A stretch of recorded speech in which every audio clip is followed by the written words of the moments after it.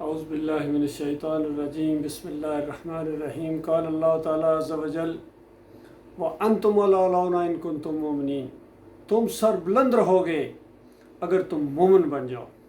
اللہ کے بندو غور کرو، کیا یہ اللہ کی بات جھوٹی ہے؟ کبھی نہیں ہو سکتا۔ مالک فرماتا ہے قرآن کے اندر کہ میں نے کبھی کسی قوم کی حالت نہیں بدلی ہے جب تک اس قوم کو اپنی حالت بدلی کرنے کا خود خیال نہ ہو۔ یعنی اگر وہ خوشحالی کے اندر ہے، نعمتوں کے اندر ہے، جب تک وہ کفران نعمت نہیں کرے گی اس کی حالت کو بدلی نہیں کیا جائے گا۔ اور اسی طرح اگر وہ ذلت اور خواری کے اندر ہے تو جب تک وہ خود نہیں اٹھے گی کبھی اللہ تعالیٰ خود اپنی طرف سے اس کو نہیں اٹھائے گا۔ یہی بات عمران خان صاحب کہہ رہے ہیں۔ یہ آپ ذرا ویڈیو سنیے اور اس کے بعد اس کے اوپر انشاءاللہ میں تبصرہ کرنے کی کوشش کروں گا۔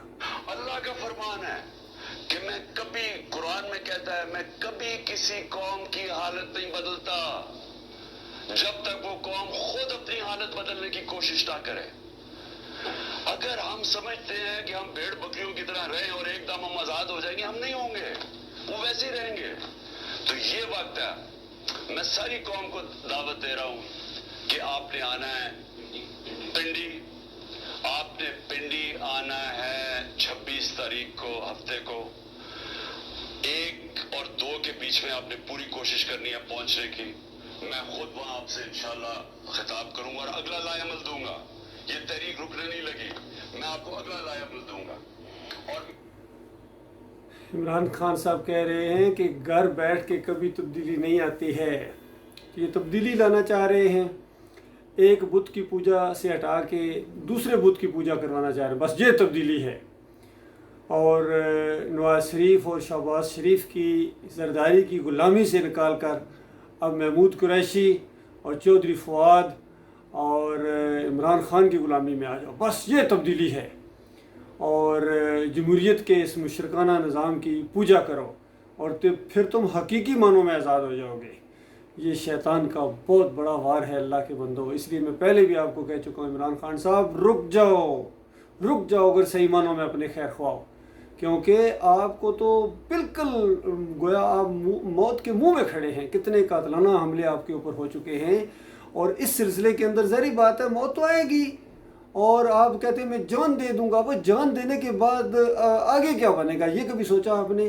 جان دے دوں گا یہ تو بڑا کہنا آسان ہے، کس راستے میں جان دے دو گے؟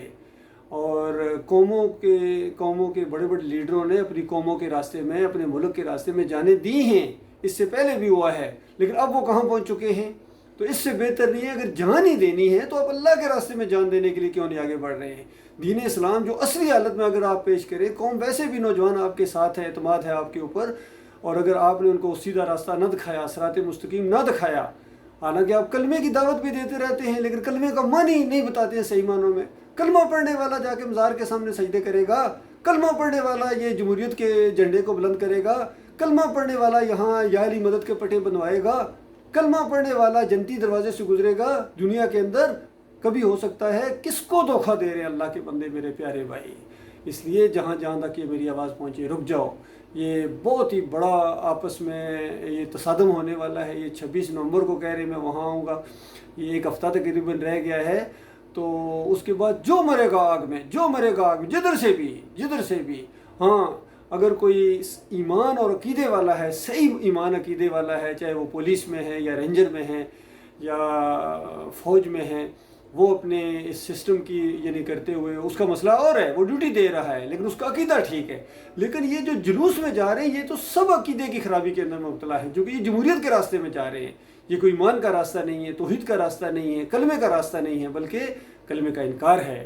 اللہ کے بندو، پہلے بھی تمہیں دھوکہ دیا، 75 سال پہلے دھوکہ دیا گیا تھا، ہم حیران ہوتے تھے کہ کیوں نہیں کسی نے روکا۔ تو اب جب ہماری دور کے اندر یہ دھوکہ دیا جا رہا ہے تو اگر ہم نہیں روکیں گے تو اس کا مطلب ہے ہم غداری کر رہے ہیں اس قوم کے ساتھ، اس ملک کے ساتھ۔ لہٰذا یہ اسی طرح کا تمہیں دھوکہ دیا جا رہا ہے جب پہلے دیا گیا تھا کہ پاکستان کا مطلب کیا؟ لا الہ الا اللہ۔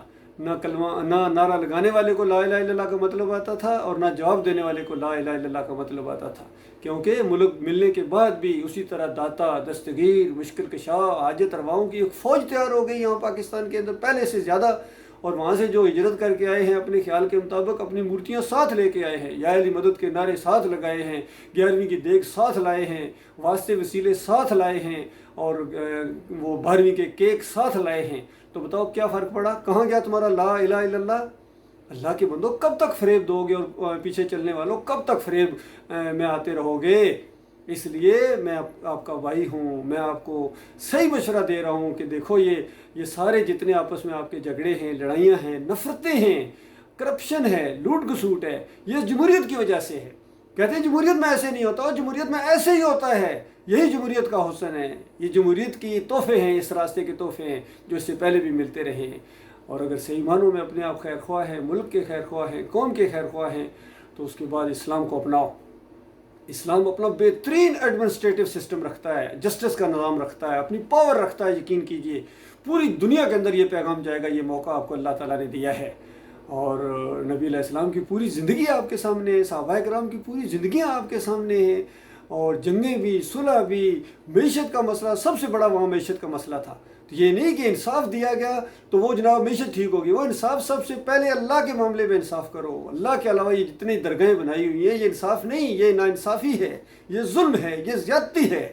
اور عمران خان صاحب کہتے ہیں میں پاکستان کی سب سے بڑی پارٹی کا میں لیڈر ہوں، اور گزشتہ 24 سال سے یا 26 سال سے انہوں نے اپنی جماعت کا نام ہی تحریک انصاف رکھا ہے۔ کہتے ہیں مجھے انصاف نہیں مل پا رہا ہے، میں اتنا بڑی پوسٹ کے اوپر ہوں، انصاف نہیں ملے گا یہاں کسی کو انصاف نہیں ملے گا۔ کیوں؟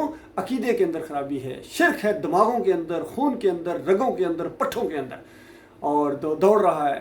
یہی بات میں نے 37 سال پہلے 7 پنجاب ریجمنٹ میں کہی تھی، میں افسر تھا وہاں۔ ایمان عقیدے کی بات، جو صبح اٹھ کے مارننگ پی ٹی پریڈ میں کرنل نجم الحسن ملک وہ یہ نعرے لگواتا تھا، یا علی مدد، دم دم علی علی کے نعرے جب ہوتے تھے تو میں کہ شرک ہے۔ اور اس کے بعد اس نے ایسا یہ کیس بنوا کے یہ سارا، یہ کہاں ہے اللہ کے بندو؟ قرآن کے پہلے صفحے کا انکار کرتے ہو۔ اور عمران خان بھائی آپ تو ہر تقریر کا آغاز ایاک نعبد و ایاک نستعین سے کرتے، کبھی آپ نے غور کیا اس کا کیا مطلب ہے؟ ایاک نعبد و ایاک نستعین گویا کلمے کی تفسیر ہے، اور ایاک نعبد و ایاک نستعین کہنے والا پھر اس کے اسٹیجوں سے یا علی مدد کے نعرے لگائے، نعرہ حیدری، اور وہ جا کے مزار کے سامنے جھکے سجدے کرے اور کہے کہ یہ اب محبت اور عقیدت کا سجدہ ہے، اسی کو شرک کہتے ہیں نا۔ ایاک نعبد و ایاک نستعین کہنے والا یہاں یا علی مدد کے پٹے بنوائے، اور پھر کہے کہ میں تمہیں، میری قوم میں تمہیں لا الہ الا اللہ کا مطلب سمجھاؤں گا۔ اور کہتے ہیں اللہ نے اگر میرے سے پوچھا تو میں کہوں گا میں نے امت محمد صلی اللہ علیہ وآلہ وسلم کو لا الہ الا اللہ کا مطلب بتا دیا تھا، اور لا الہ الا اللہ کا مطلب چھپایا تھا، غلط بتایا تھا۔ یہ جرم آپ کے اوپر وہاں لگے گا، اور اس عدالت میں جب پیش ہوں گے تو اس کے بعد تمہیں کوئی بچانے والا نہیں ہوگا، چاہے مرنے کے بعد یہ پیچھے والے ہیرو، قائد اور قائد اعظم اور بابائے قوم کے لقب آپ کو دے دیں، لیکن آپ آگ کے اندر اتر جائیں گے ایمان کی خرابی کے ساتھ۔ سب کے ساتھ یہی ہونے والا ہے۔ اس سے پہلے آئے تھے، روٹی کپڑا اور مکان کا انہوں نے کیا تھا، اور اس کے بعد سونے کے دروازے لگائے، اور انہوں نے کہا کہ پاکستان کا کوئی مزار میں نے نہیں چھوڑا، پھر بھی مجھے مسلمان نہیں کہتے ہو۔ اندازہ لگائی، گویا مسلمانی کے لیے دلیل ہے کہ ہر مزار کے اوپر تم جا کے ماتھا ٹیکو گے تب تم اصلی مسلمان ہوں گے، اور اللہ کے دین کا تقاضا یہ ہے کہ پھر تم اصلی مشرک بن جاؤ گے۔ اگر اللہ کے علاوہ تم نے مورتی کے سامنے جھکے، پتھر کے سامنے جھکے، درخت کے سامنے جھکے، معاشرے کے رسم و رواج کے سامنے جھکے، انٹرنیشنل پریشر کے سامنے جھکے، کسی چیز کے سامنے جھکے، تو اس کے بعد پھر تمہارا لا الہ الا اللہ ختم ہو جاتا ہے۔ تو اتنا اچھا آپ کو اللہ نے ایک ماحول دے دیا ہے، اس کے بعد غور کرو، میں آپ کا بھائی ہوں، میں مولوی نہیں ہوں، میں پیر نہیں ہوں، میں کوئی سیاسی لیڈر نہیں ہوں، میں آپ کا بھائی ہوں، میں آپ کو صحیح بات بتا رہا ہوں، یقین کیجیے آپ کے سارے مسائل چٹکیوں میں حل ہو جائیں گے، سارے مسائل میں آپ کی مزید رہنمائی کرنے کے لیے تیار ہوں۔ اور پھر آپ پوری دنیا دیکھے گی کہ پاک سرزمین پاکستان کا مطلب کیا پتہ چلے گا۔ اب پتہ چلا ہے لا الہ الا اللہ، جب آخری مزار گرے گا، آخری پیری مریدی ختم ہوگی، اور یہ واسطے، وسیلے، رکوع، سجدے اور یہ سارے مشرکانہ اور شیطانی طریقے ختم ہو گئے، پھر پتہ چلے گا محمد الرسول اللہ کا کیا مطلب ہے۔ محمد صلی اللہ علیہ وسلم اللہ کے آخری رسول ہیں، ان کا طریقہ چلے گا۔ پوری دنیا مخالفت کرے، ہم ڈٹ جائیں گے انشاءاللہ، اللہ ہمارے ساتھ ہوگا۔ کیوں ڈرتے ہو اللہ کے بندو؟ کیوں ڈرتے ہو؟ تمہیں کس چیز کا ڈر ہے؟ کوئی بندہ اگر اپنی نوکری بچانے کے لیے، اپنی وزارت اور اپنی وزیر اعظمی بچانے کے لیے، یہی تو آپ دوسروں کو کہتے ہو کہ اپنی نوکری بچانے کے لیے تم یہ کرو گے، یہ شرک ہو جائے گا۔ تو اگر آپ ایمان عقیدے کی صحیح بات کریں گے تو آپ کی وزارت کو خطرہ ہے، آپ کو پھر وزیر اعظم نہیں بنایا جائے گا، بظاہر ایسے لگتا ہے، لیکن اللہ کے اوپر اگر آپ یقین کر لیں تو اس کے بعد وزیر اعظم تو بہت چھوٹی چیز ہے. اللہ تعالیٰ آپ کو پوری دنیا کا اقتدار دے گا. یقین کیجئے پوری دنیا کے اوپر حکمرانی عطا فرمائے گا. مالک کا وعدہ ہے, سچا وعدہ. وَأَنْتُمُ الْأَعْلَوْنَ إِن كُنتُم مُؤْمِنِينَ. اگر تم مومن بن جاؤ, سچے مومن بنو. کوئی بریلوی بنا ہوا ہے, کوئی دیوبندی بنا ہوا ہے, کوئی اہل حدیث بنا ہوا ہے, کوئی سیاسی لیڈر بنا ہوا ہے, جمہوریت کے بت کی پوجا کر رہا ہے, تو اللہ کے بندو کس طرح تمہیں اللہ تعالیٰ اقتدار بخشی دنیا کا قیادت تمہارے ہاتھوں میں دے؟ کبھی نہیں ہو سکتا ہے. پہلے اللہ کی تو بنو, پہلے اللہ کے بنو, پھر پوری دنیا کو اللہ تعالیٰ تمہارے سامنے سرنڈر کرائے گا. اور پھر انشاءاللہ تمہاری اس موجودہ قوت, یہ جو ایٹم بم ہے, اللہ تعالیٰ تمہیں سپر ایٹم بم عطا فرمائے گا. یقین کی دنیا کی کوئی قوم تمہارا مقابلہ نہیں کر سکے گی. اور سب کو جزیہ دینا پڑے گا, جزیہ دینا پڑے گا, چاہے ان کا دل مانے یا نہ مانے.